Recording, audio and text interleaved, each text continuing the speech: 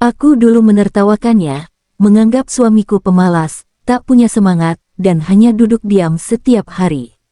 Aku tidak tahu, di balik senyum tipis dan diamnya, ia sedang membangun kerajaan kecil kami dengan sabar dan diam, mengumpulkan emas, menyusun investasi, dan menjaga masa depan kami.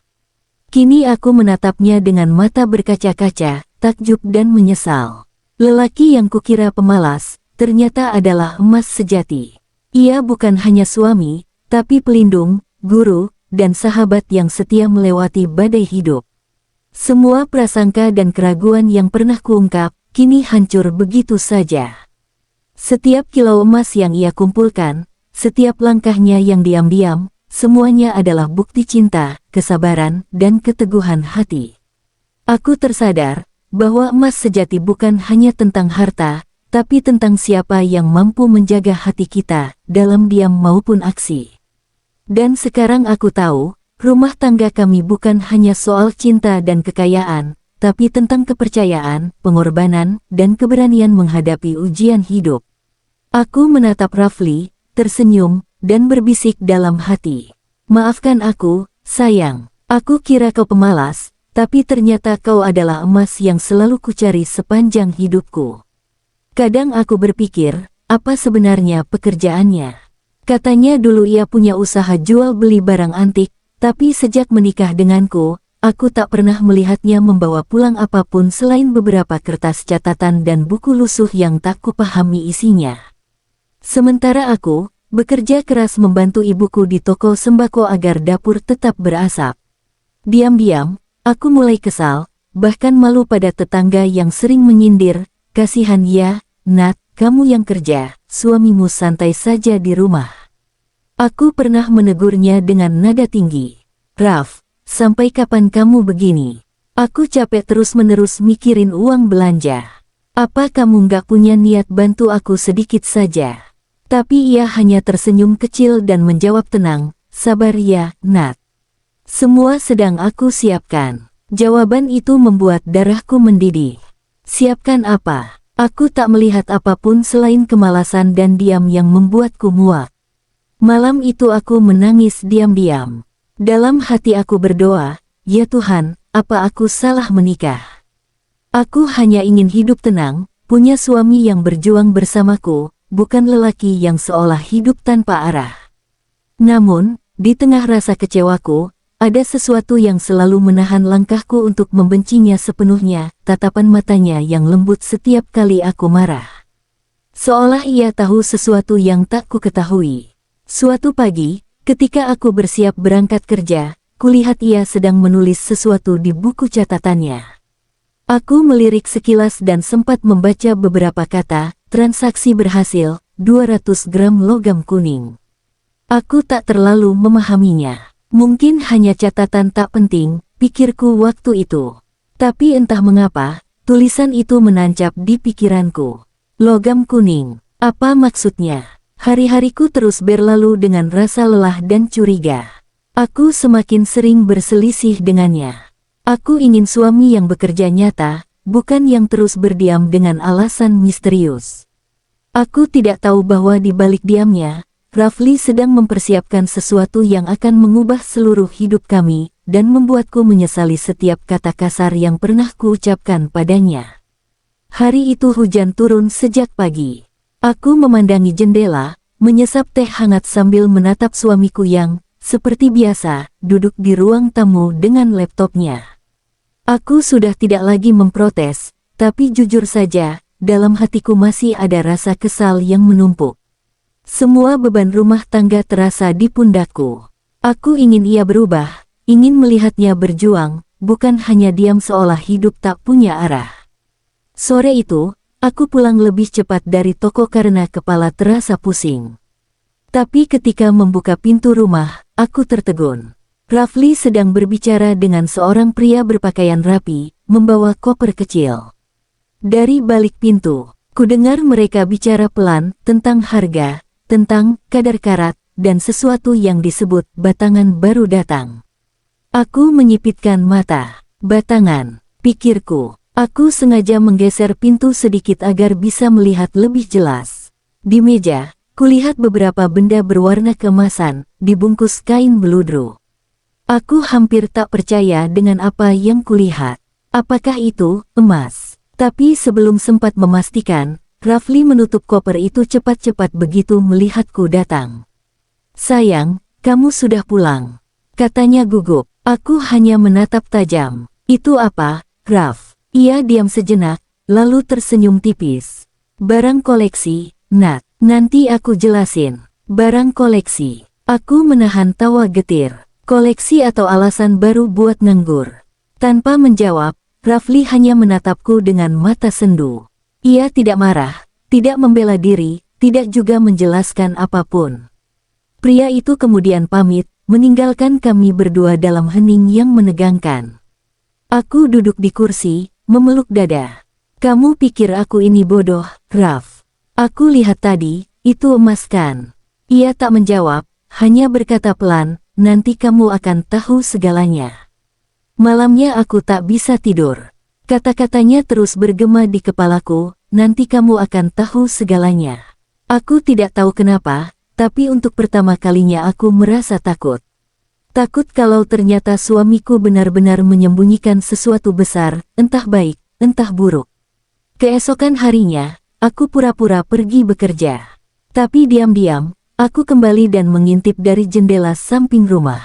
Rafli sedang membuka laptop, menelepon seseorang, lalu mencatat sesuatu di buku besar. Suaranya terdengar tegas, profesional. "Harga naik 0,3%. Simpan di brankas dulu, nanti aku ambil siang." Aku tercekat. Rafli berbicara seperti pedagang besar. Beberapa menit kemudian, dua pria datang membawa tas kecil. Mereka menyalami Rafli, berbicara serius. Aku bahkan mendengar kata-kata investor dan pembeli tetap. Hatiku bergetar. Apa mungkin selama ini aku salah menilainya? Tapi bagaimana mungkin? Ia bahkan tidak pernah tampak bekerja di luar rumah. Siang itu, saat mereka pergi, aku masuk ke rumah tanpa memberi tanda. Rafli menatapku kaget. "Kamu nggak ke toko?" tanyanya. Aku menatapnya lurus. "Aku pengen tahu semuanya sekarang." Ia menarik napas panjang, lalu mengangguk pelan. "Baik, tapi janji, kamu dengar dulu sampai selesai." Kami duduk berhadapan di ruang tamu. Ia membuka laci meja, mengeluarkan beberapa dokumen, buku catatan, dan, ya Tuhan, batangan emas sungguhan yang berkilau di bawah cahaya lampu. Aku terdiam, nyaris tak bisa bernapas. "Aku bukan pemalas, Nat," ucapnya lirih. "Aku pengusaha logam mulia. Aku beli emas dari kolektor dan pedagang lama, lalu kujual lagi ke investor. Semua transaksi kulakukan diam-diam karena dulu, aku pernah ditipu orang dekat. Aku belajar, kalau ingin tenang, lebih baik bekerja dalam diam." Aku menatapnya dengan mata basah. Setiap kata terasa seperti tamparan. Aku ingat semua keluhanku, semua ejekan, semua tatapan merendah yang kuberikan padanya. "Jadi selama ini, kamu kerja keras, tapi aku malah menghina kamu." Rafli tersenyum samar. "Aku paham, Nat. Kamu capek. Aku sengaja nggak cerita karena aku pengen kamu hidup tenang tanpa takut gagal. Aku pengen buktiin kalau aku bisa bangun dari nol tanpa pamer, tanpa bising." Aku menunduk, menahan air mata yang mulai mengalir. Rasa bersalah menyesak dada. "Kenapa kamu nggak pernah bilang?" "Karena aku pengen kamu lihat hasilnya, bukan sekadar janji," jawabnya lembut. "Dan sebentar lagi, kamu akan lihat." Beberapa hari kemudian, Rafli mengajakku ke sebuah toko besar di pusat kota. Di sana terpampang papan nama bertuliskan, Rafli Gold dan Precious Metal. Aku nyaris tak bisa berdiri. Orang-orang di sana menyapanya dengan hormat, memanggilnya, Bos Rafli. Aku hanya menatap suamiku dengan mata berkaca-kaca. Semua yang selama ini kupikir bohong, ternyata benar adanya.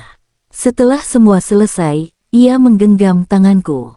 "Sekarang kamu tahu kan, kenapa aku nggak pernah marah waktu kamu menghina aku? Karena aku tahu, suatu hari kamu akan paham siapa aku sebenarnya." Tangisku pecah seketika. "Aku yang salah, Raf. Aku terlalu cepat menilai. Aku kira kamu pemalas, ternyata kamu bekerja lebih keras dari siapapun, hanya saja caramu berbeda. Ia menarikku dalam pelukannya, membiarkanku menangis di dadanya. Sudah, Nat, yang penting sekarang kamu tahu, aku nggak pernah berhenti berjuang buat kita. Sejak hari itu, pandanganku terhadap suamiku berubah total. Aku belajar bahwa tidak semua perjuangan terlihat dengan mata. Ada orang-orang yang memilih diam, tapi dalam diamnya, mereka sedang menjemput masa depan. Dan setiap kali aku melihat kilau emas di tangannya, aku selalu teringat betapa bodohnya aku dulu, mengira suamiku pemalas, padahal ia sedang membangun kerajaan kecil kami dengan tenang, selapis demi selapis. Setelah hari itu, hidupku berubah seolah mimpi. Rumah kami direnovasi, toko Rafli berkembang pesat, dan setiap bulan ia mengajak para pegawainya berbagi rezeki dengan anak yatim. Aku, yang dulu selalu merasa paling berjuang sendiri, kini justru merasa kecil di hadapan suamiku sendiri. Tapi siapa sangka, kebahagiaan yang kami dapatkan justru membawa ujian yang tak pernah kukira. Awalnya, semua berjalan manis. Aku mulai membantu Rafli di toko emasnya, belajar tentang kadar, timbangan, dan cara menilai logam mulia. Aku bangga setiap kali orang memanggilku Bu Rafli. Tapi pelan-pelan, aku merasakan sesuatu yang berubah di sekitar kami. Orang-orang yang dulu merendahkan, kini mendekat dengan senyum manis. Beberapa di antaranya, bahkan keluarga dekatku sendiri, datang bukan untuk silaturahmi, tapi meminjam uang dengan alasan yang terdengar sama, cuma sebentar, nanti aku ganti. Rafli selalu melayani dengan sabar. Tapi aku mulai khawatir. Raf, mereka itu bukan butuh, mereka manfaatin kamu, kataku suatu malam. Ia menatapku dengan lembut, seperti biasa. Aku tahu, Nat, tapi kalau rezeki kita bisa bantu orang lain, kenapa tidak? Jawaban itu manis, tapi membuat dadaku berat. Aku takut kemurahan hatinya akan disalahgunakan. Benar saja, tak lama kemudian, masalah datang. Salah satu keponakanku yang diberi kepercayaan menjaga cabang toko justru kabur membawa perhiasan senilai ratusan juta. Aku hampir pingsan saat mendengar kabar itu. Rafli hanya duduk tenang, wajahnya muram tapi tidak marah. Mungkin ini cara Tuhan ngajarin kita, Nat, bahwa setiap emas harus diuji dengan api. Aku menatapnya tak percaya. Kamu masih bisa setenang itu, Raf. Kita rugi besar. Ia mengusap bahuku. Aku marah, tapi aku nggak mau kehilangan kendali. Kalau aku marah, aku kalah 2 kali. Kata-katanya menembus hatiku. Di balik kelembutannya, Rafli punya kekuatan yang tak bisa kulihat sebelumnya. Tapi tetap saja, aku tak bisa menahan air mata. Aku merasa gagal menjaga kepercayaan suamiku, gagal menjadi istri yang waspada. Beberapa hari kemudian, muncul gosip di lingkungan kami. Ada yang bilang Rafli bangkrut, ada yang bilang toko emasnya hasil penipuan. Aku tahu semua itu fitnah, tapi mendengarnya tetap membuatku sesak. Bahkan ibu kandungku pun sempat berkata, makanya, jangan terlalu percaya laki-laki, apalagi kalau uangnya banyak. Kata-kata itu menusukku. Aku yang dulu menuduh Rafli pemalas, kini harus membela nama baiknya dari mulut orang lain. Rafli tahu aku gelisah. Malam itu ia datang ke kamar, membawa secangkir teh hangat.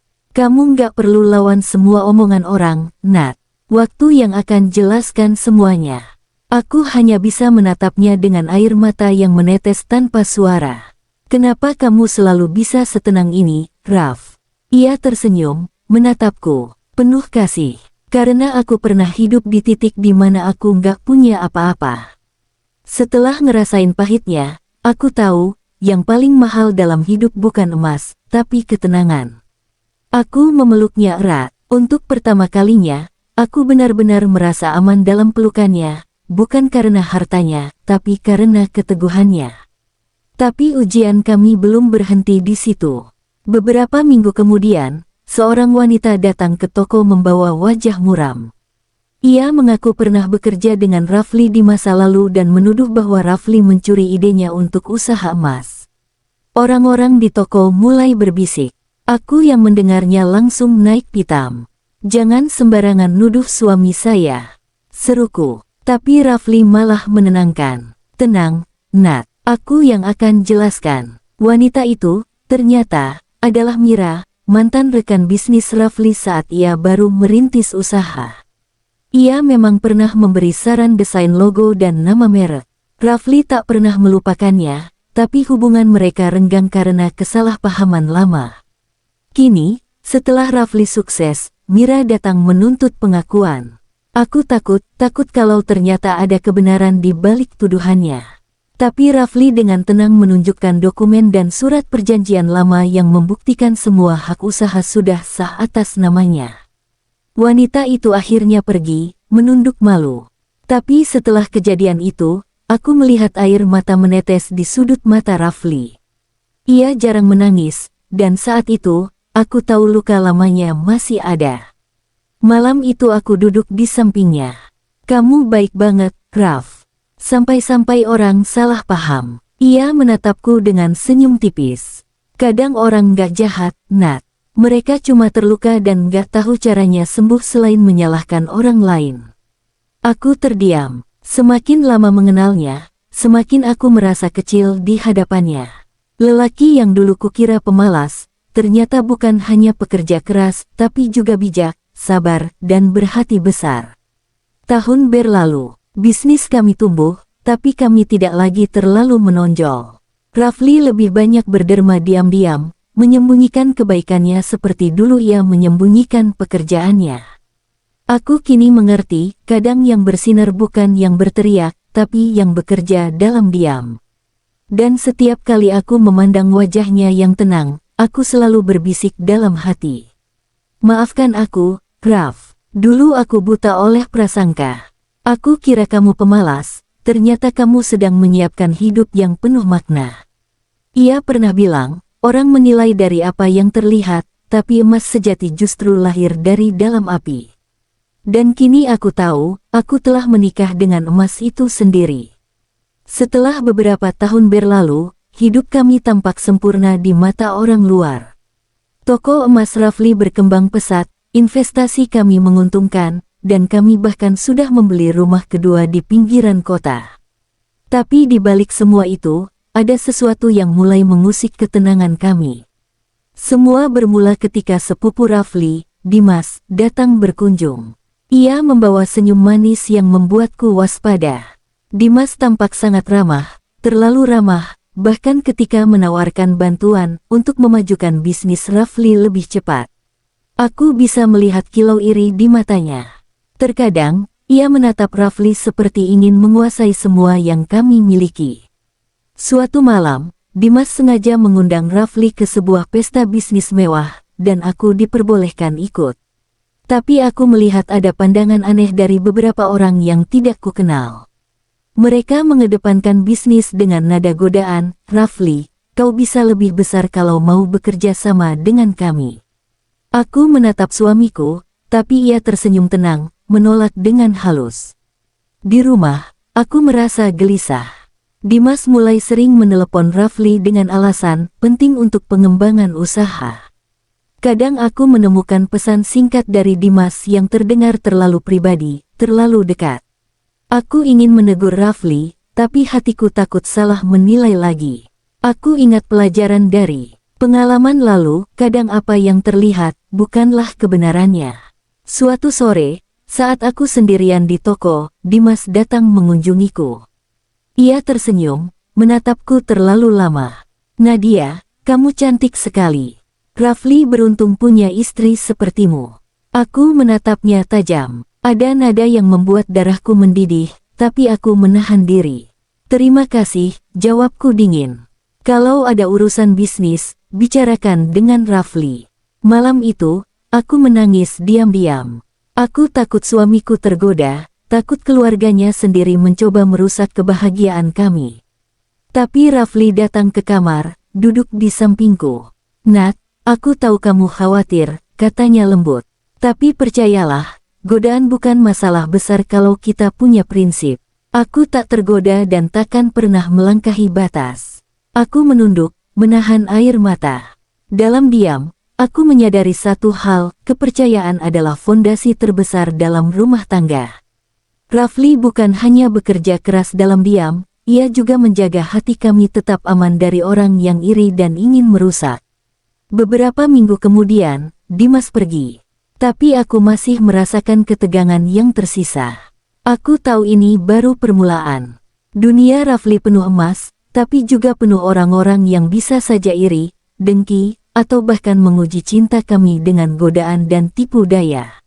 Di malam yang hening itu, aku memeluk Rafli erat. Maafkan aku, Raf. Aku terlalu cepat curiga. Ia membalas pelukanku dengan lembut. Nat, curiga wajar. Tapi ingat, yang paling penting bukan siapa yang datang ke hidup kita, tapi bagaimana kita menjaga hati dan kepercayaan. Aku menutup mata, menyadari bahwa hidup kami bukan hanya tentang emas dan kekayaan. Ini tentang kesetiaan, kepercayaan, dan kekuatan cinta yang mampu menahan semua godaan. Dan aku tahu, selama kami bersama, tak ada godaan yang cukup kuat untuk memisahkan kami. Seiring berjalannya waktu, hidup kami mulai menghadirkan ujian yang berbeda. Kali ini bukan dari orang luar, tapi dari keluargaku sendiri. Ibuku, yang dulu selalu mendukungku, mulai menekan dengan pertanyaan-pertanyaan yang membuatku gelisah. Nat, jangan terlalu percaya sama Rafli. Ingat, semua harta itu bisa membuat orang lupa daratan. Aku menunduk, menahan emosi. Aku tahu ibu khawatir, tapi nadir rasanya kata-kata itu seperti menusuk hati. Aku sudah melihat sendiri siapa Rafli sebenarnya, tapi ibu masih melihat dari kacamata yang berbeda, menganggap setiap emas yang kami miliki bisa membawa masalah. Kadang aku merasa terjebak di antara cinta pada suami dan rasa hormat pada ibu. Suatu malam, ibu datang ke rumah. Ia duduk di ruang tamu, menatapku dengan mata serius. Nat, aku dengar ada gosip di kampung. Katanya Rafli terlalu dekat dengan sepupunya, Dimas. Kamu harus hati-hati. Aku menelan ludah, mencoba tetap tenang. Ibu, aku sudah lihat sendiri.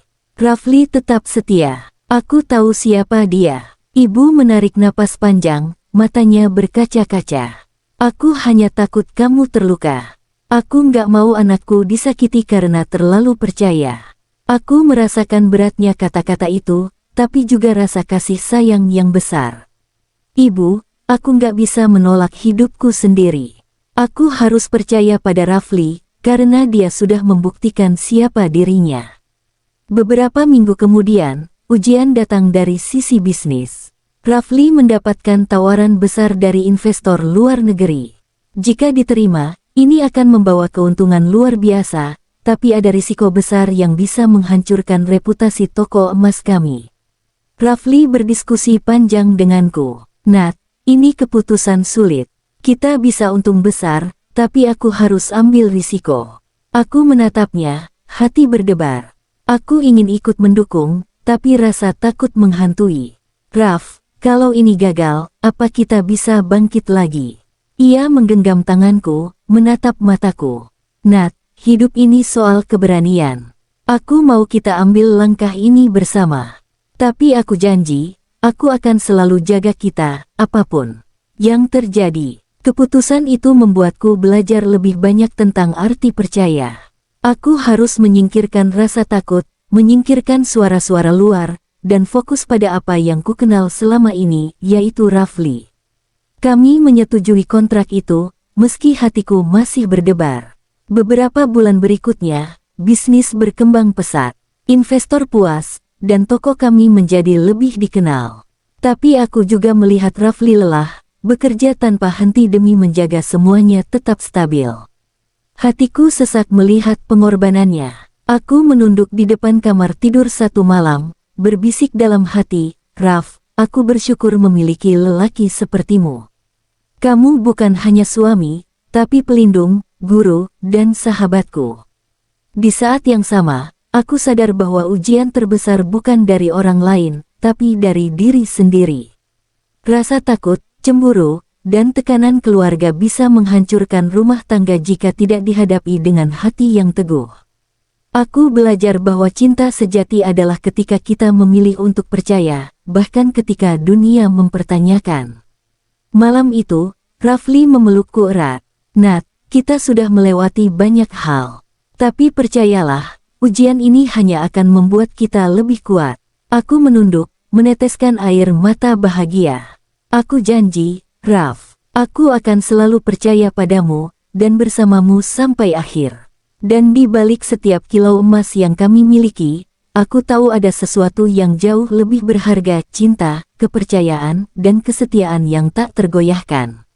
Beberapa bulan setelah kesuksesan besar kami, ketenangan yang selama ini kami nikmati mulai terguncang. Suatu pagi, aku menerima telepon dari salah satu pegawai Rafli. Suaranya panik. Bu Nadia, ada orang mencurigakan di toko. Mereka bilang mau ambil semua emas. Katanya, mereka pesaing besar Rafli. Jantungku berdegup kencang. Aku langsung menelpon Rafli, tapi sinyal di luar kota tampak buruk. Aku berlari ke toko, hanya untuk melihat sekelompok pria berdiri di depan pintu, membawa senyum dingin dan pandangan yang menakutkan. Rafli muncul tak lama kemudian, wajahnya tenang tapi matanya tajam. Tenang, Nat. Aku yang akan urus ini, katanya, menenangkan hatiku. Aku gemetar, tapi berusaha menahan diri. Rasanya seperti mimpi buruk. Pesaing Rafli itu bukan sembarangan, mereka terlihat profesional dan berani, jelas ingin menghancurkan bisnisnya. Aku menatap Rafli, ingin tahu apa yang akan dilakukannya. Ia hanya menatapku, menggenggam tanganku, lalu masuk menghadapi para pria itu dengan tenang. Selama berjam-jam, aku menunggu di rumah. Hatiku gelisah, takut akan hal terburuk. Akhirnya, Rafli pulang dengan jasanya yang sedikit kotor, tapi matanya bersinar. Ia tersenyum tipis. Semua aman, Nat. Mereka mencoba menakut-nakuti, tapi aku sudah siapkan semuanya. Kita lolos dari jebakan mereka. Aku menatapnya dengan mata berkaca-kaca. Raf, aku takut tadi, kataku lirih. Ia memelukku erat. Aku tahu, Nat, tapi aku tak ingin kamu takut. Aku yang akan jaga kita. Kata-katanya membuat dadaku lega. Aku sadar betapa besar pengorbanannya, betapa tangguhnya lelaki yang dulu kukira pemalas. Namun ancaman itu bukan hanya dari pesaing. Gosip dan fitnah mulai menyebar cepat. Beberapa orang menuduh Rafli curang dalam bisnis, ada yang mengatakan kami memanfaatkan pelanggan. Rasanya seperti dunia berkonspirasi melawan kami. Aku merasa tertekan, takut kehilangan segalanya, tapi Rafli selalu menenangkan. Nat, kita akan atasi ini. Yang penting, kita tahu kebenarannya. Jangan dengarkan omongan orang. Malam itu, aku duduk di ruang tamu, menatap Rafli yang menyiapkan dokumen dan laporan. Raf, aku nggak tahu bagaimana kau bisa tetap tenang, kataku. Ia tersenyum, menepuk tanganku. Karena aku tahu siapa aku, dan aku tahu kita. Semua omongan orang tak akan menggoyahkan fondasi kita. Di titik terendah itu, aku sadar satu hal, rumah tangga kami bukan hanya soal cinta dan emas, tapi juga tentang keteguhan hati, kesetiaan, dan keberanian menghadapi dunia. Aku belajar bahwa ujian terbesar datang bukan dari orang asing, tapi dari situasi yang menguji keyakinan dan keberanian kami. Aku memeluk Rafli erat, air mata berlinang. Aku janji, Raf, aku akan selalu di sampingmu, apapun yang terjadi. Ia membalas dengan lembut, dan aku janji, Nat, selama kita bersama, tidak ada yang bisa menghancurkan kita. Dan di malam itu, aku benar-benar menyadari, lelaki yang dulu kukira pemalas, ternyata adalah pilar tak tergoyahkan yang menahan badai demi melindungi keluarganya. Semua prasangka dan keraguan yang pernah ada, hancur begitu saja. Kini aku tahu, kami siap menghadapi dunia, bersama-sama, apapun rintangannya. Beberapa bulan setelah serangkaian ujian itu, kehidupan kami mulai terasa normal kembali. Namun, ada sesuatu yang terasa berbeda. Rafli sering menatap jauh ke arah jendela, terlihat gelisah. Aku mencoba bertanya, tapi ia hanya tersenyum samar. Nanti, Nat, Semua akan kulihat waktunya, katanya. Rasa penasaranku semakin memuncak. Suatu malam, saat aku membersihkan buku catatan Rafli, aku menemukan amplop tebal yang tersembunyi di laci rahasia. Tanpa pikir panjang, aku membukanya. Di dalamnya terdapat dokumen transaksi besar, rekening bank, dan sertifikat emas yang nilainya luar biasa. Tapi ada satu surat yang membuatku tercekat. Surat itu ditujukan untukku, dari Rafli, yang ia tulis bertahun-tahun lalu. Jika kau membaca ini, berarti aku sudah merasa waktunya tepat. Nat, selama ini aku menyembunyikan sesuatu bukan karena tak percaya padamu, tapi karena aku ingin kau melihat sendiri kebenarannya. Aku bukan hanya pedagang emas biasa, aku adalah pengelola investasi besar yang bisa mengubah hidup kita. Semua ini kulakukan demi kita, untuk memastikan kau tak perlu risau dengan dunia ini.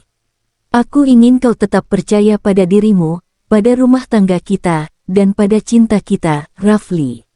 Air mataku menetes deras. Selama bertahun-tahun, aku menganggapnya pemalas, malas bergerak, dan hanya duduk diam. Tapi ternyata, diamnya itu adalah strategi, perhitungan, dan pengorbanan terbesar yang pernah kulihat. Semua yang kulihat selama ini hanyalah puncak gunung es. Rafli telah bekerja keras tanpa henti di balik layar. Keesokan harinya, aku menemuinya di ruang kerja. Raf, aku salah besar, kataku, menahan gemetar. Aku menuduhmu pemalas, aku meragukanmu, dan sekarang aku tahu, kau telah melakukan semua ini demi kita.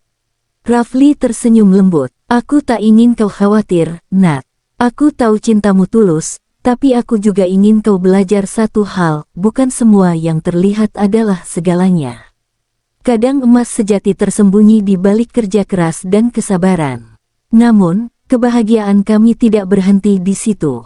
Tiba-tiba muncul pihak ketiga, investor besar yang dulu ditolak Rafli karena etika bisnis. Mereka menuntut kerja sama paksa, bahkan mengancam akan mencampakkan reputasi kami jika tidak menyerahkan sebagian aset. Aku panik, tak tahu apa yang harus dilakukan. Rafli tetap tenang. Nat, ini ujian terakhir kita. Tapi aku percaya kita bisa atasi. Bersamamu, aku siap. Hari itu, Rafli melakukan negosiasi dengan kepala tegak. Ia berbicara tegas, menunjukkan dokumen legal dan bukti kejujuran bisnisnya. Para investor pun mundur, tak berani menekan lebih jauh. Aku menatap Rafli dengan takjub. Lelaki yang kukira pemalas itu, ternyata adalah pilar yang mampu menahan badai, menghadapi ancaman besar, dan melindungi rumah tangga kami tanpa sedikit pun kehilangan ketenangan. Malamnya, di kamar tidur, aku memeluknya erat. Raf, aku tak pernah lebih bangga padamu, bisikku. Ia membalas dengan lembut, menepuk punggungku. Dan aku bangga kau tetap di sini, Nat. Kita melewati semua ini bersama.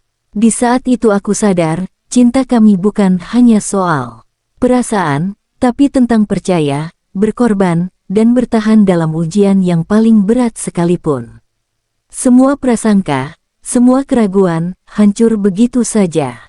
Kini aku tahu, lelaki yang dulu kukira pemalas, adalah emas sejati yang telah membangun kerajaan kecil kami dengan sabar, diam, dan cinta yang tak tergoyahkan. Dan di balik setiap kilo emas yang ia kumpulkan, aku menyadari satu hal, aku bukan hanya menikah dengan suami, tapi dengan legenda kecil yang diam-diam menorehkan sejarah hidup kami sendiri. Setelah ancaman besar itu berlalu, rumah kami mulai terasa ringan kembali. Aku melihat Rafli tersenyum tanpa beban, menyiapkan strategi bisnis dengan tenang, tapi kali ini aku ikut merasakannya, seperti ikut menyelami kedalaman hatinya. Semua ketegangan, gosip, dan ujian yang dulu membuatku gelisah, kini seperti debu yang hilang tertiup angin. Aku mulai lebih memahami arti diamnya Rafli selama ini. Ia bukan pemalas, bukan pula pria yang tak peduli. Ia hanya ingin memastikan kami aman, agar aku tidak perlu khawatir. Setiap langkahnya dihitung, setiap keputusan dipertimbangkan. Dan aku, yang dulu terlalu cepat menilai, kini belajar untuk melihat lebih dalam dari sekadar apa yang tampak di permukaan. Hari-hari kami pun dipenuhi kebahagiaan sederhana. Kami berjalan di taman kota, tertawa bersama tanpa harus memikirkan bisnis atau gosip. Rafli selalu menggenggam tanganku, menatapku dengan mata yang sama lembutnya seperti saat pertama kali kami bertemu. Ada rasa hangat yang membuat hatiku damai. Aku sadar, inilah arti sesungguhnya dari rumah tangga, cinta yang saling menjaga, saling percaya, dan bertahan melewati badai. Beberapa waktu kemudian, Rafli mengajakku mengunjungi proyek amalnya, sebuah yayasan untuk anak-anak kurang mampu. Ia tersenyum, menunjuk anak-anak yang sedang belajar membaca. Ini semua, Nat, aku ingin kau lihat. Bukan cuma emas, tapi juga kebahagiaan yang bisa kita sebarkan, katanya. Hatiku meleleh melihat lelaki yang dulu kukira pemalas itu kini menjadi sosok yang bukan hanya kuat, tapi juga berhati emas. Di malam hari, kami duduk di balkon rumah baru kami.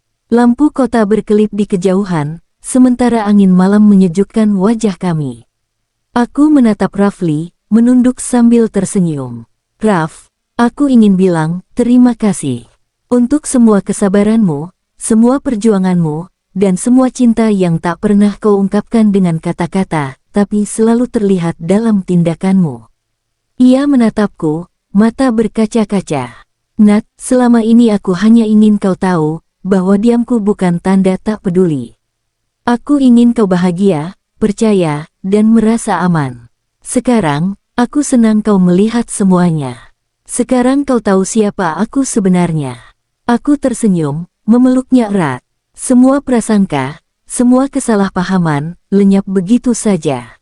Aku tahu, lelaki yang dulu kukira pemalas, ternyata adalah emas sejati, pilar kehidupan kami, sosok yang membangun rumah tangga dengan keteguhan, kesabaran, dan cinta yang tak tergoyahkan.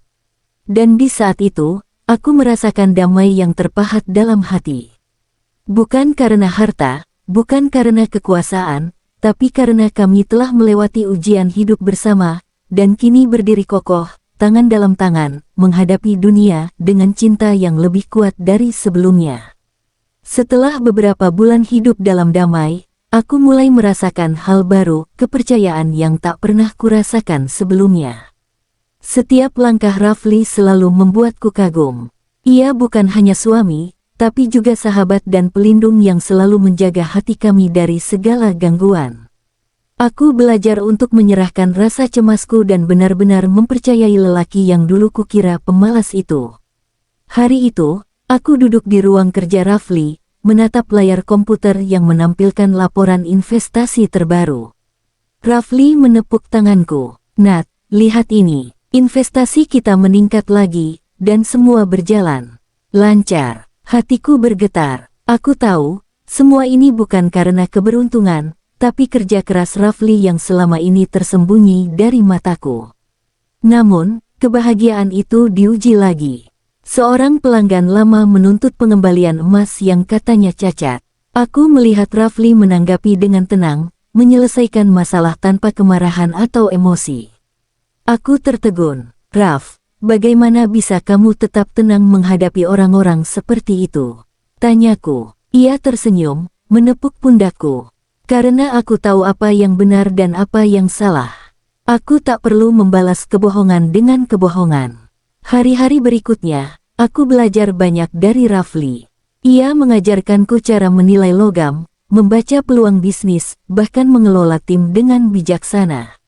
Aku menyadari, lelaki yang kukira pemalas itu telah mengajarkanku arti kesabaran, keteguhan hati, dan keberanian tanpa perlu membesarkan suara.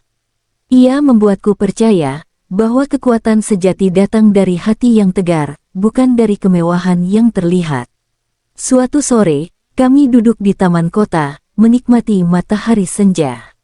Rafli menggenggam tanganku. Nat, aku senang kau ada di sampingku. Semua yang kulakukan selama ini, aku lakukan untuk kita. Untuk masa depan kita, untuk rumah tangga kita. Aku tersenyum, menunduk di bahunya. Raf, aku baru sadar, selama ini aku terlalu cepat menilai. Aku kira kamu pemalas, tapi ternyata kamu selalu berjuang, diam-diam, tanpa mengumbar apapun. Malam itu, kami berbicara panjang lebar tentang masa lalu, tentang semua ujian yang telah kami lewati. Aku meneteskan air mata, merasa lega dan bersyukur. Raf, aku janji, aku akan selalu percaya padamu. Aku akan selalu mendukungmu, apapun yang terjadi. Ia menatapku dengan mata berkaca-kaca.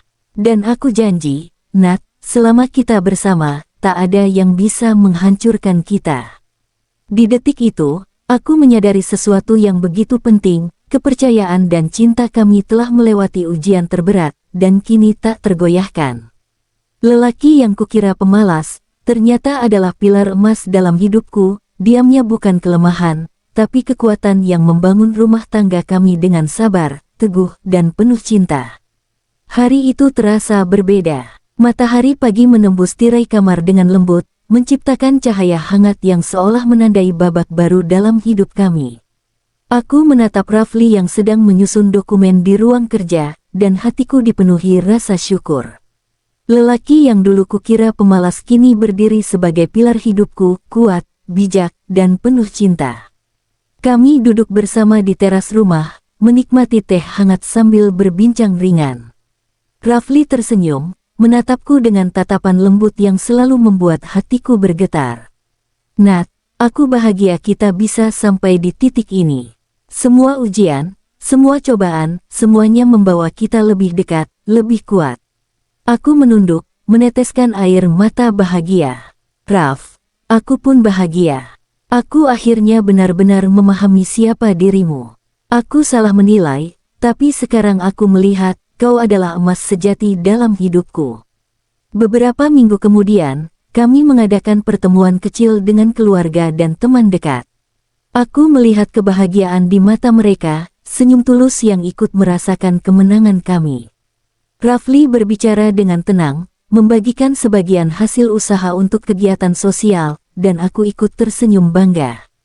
Lelaki yang dulu kukira pemalas, kini menjadi panutan yang dihormati, bukan hanya di mata keluarga tapi juga masyarakat. Di rumah, aku duduk di samping Rafli sambil memeluknya. Raf, aku ingin bilang terima kasih untuk kesabaranmu, pengorbananmu, dan cinta yang tak pernah kau ungkapkan tapi selalu terasa. Ia menepuk tanganku lembut. Nat, semua yang kulakukan adalah untuk kita. Untuk rumah tangga kita. Dan sekarang, aku senang kau ikut merasakan semua ini. Bahwa kita sama-sama bisa bahagia, tanpa prasangka, tanpa ragu. Malam itu, kami berjalan. Di halaman rumah, menatap bintang. Aku menatap Rafli, tersenyum, dan berbisik, aku janji, Raf. Aku akan selalu percaya padamu, mendukungmu, dan mencintaimu. Kita akan jalani hidup ini bersama, apapun yang datang. Rafli menggenggam tanganku erat, dan aku janji, Nat, selama kita bersama, tidak ada badai yang mampu memisahkan kita. Kita akan selalu kuat. Hari-hari berikutnya kami jalani dengan damai. Aku belajar banyak dari Rafli tentang kesabaran, kepercayaan, dan arti cinta yang sesungguhnya. Aku juga belajar untuk tidak menilai dari apa yang terlihat, karena di balik diamnya, Rafli telah membangun seluruh dunia kami dengan penuh kerja keras dan cinta. Kini aku tahu, lelaki yang kukira pemalas adalah emas sejati, pilar rumah tangga, sosok yang menenangkan hati, dan pelindung yang tak tergoyahkan. Bersamanya, aku merasakan kebahagiaan yang bukan sekadar materi atau status, tapi tentang cinta, kepercayaan, dan keteguhan hati. Di akhir kisah ini, aku tersadar satu hal, emas yang paling berharga bukan hanya yang bisa kita pegang atau jual, tapi yang ada dalam hati seseorang. Dan aku telah menemukan emas itu dalam diri Rafli. Kini, rumah kami bukan hanya tempat tinggal, tapi juga tempat cinta, pengorbanan, dan kebahagiaan sejati berpadu menjadi satu.